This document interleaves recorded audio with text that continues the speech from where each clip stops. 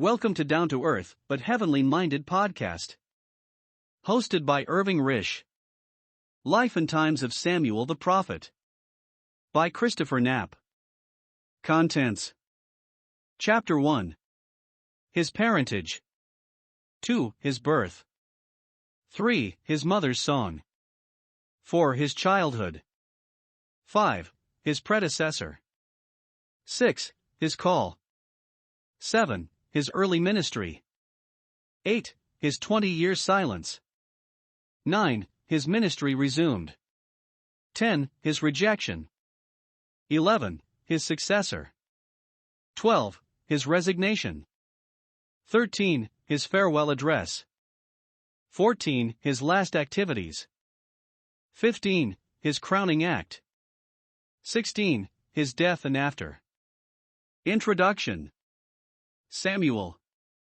What memories rise up at the mention of this name, redolent with all that is lovely and dear to the Christian's heart, a name honored of God, and coupled in his word with that of Moses and Aaron and David, Psalm 99 verse 6, Jeremiah 15 verse 1, Hebrews 11 verse 32. We love Samuel because he loved and honored God. Jehovah had said by the man of God immediately preceding Samuel, "Them that honor me I will honor," 1 Samuel 2 verse 30. And this word was fulfilled to a marked degree in the career of Samuel, into whose instructive life we are about to look. This will appear in detail as we proceed in our study. Suffice it to remark here, that through all the changes of times and government in Israel during his long life, from the rule of the judges, including his own, to that of the kingdom under the unhappy Saul, he was held constantly in honor, even in his retirement from public life in Ramah, and at his death, he was universally mourned and honored with a national burial, 1 Samuel 25 verse 1. Samuel has been called the Israelitish Aristides, but the comparison reflects honor on the Athenian rather than on the Hebrew. He was the first of the successional prophets, Acts 13 verse 20, 3:24, though Moses, and even Abraham, were prophets before him, Psalm 105 verse 15, Deuteronomy 18 verse 18.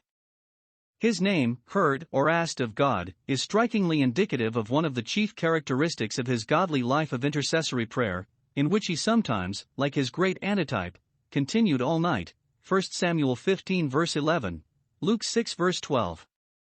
He ever stood inflexibly firm for the word of God, as witness his prompt execution of Agag, and from his lips have come down to us the words were spoken on that occasion, which has meant so much to the people of God ever since. Behold, to obey is better than sacrifice, and to hearken than the fat of rams, 1 Samuel 15 verse 22. Yet we find that he was not devoid of tenderness. His mourning for the rejected Saul betokens a heart of more than ordinary sensitiveness, 1 Samuel 16 verse 1.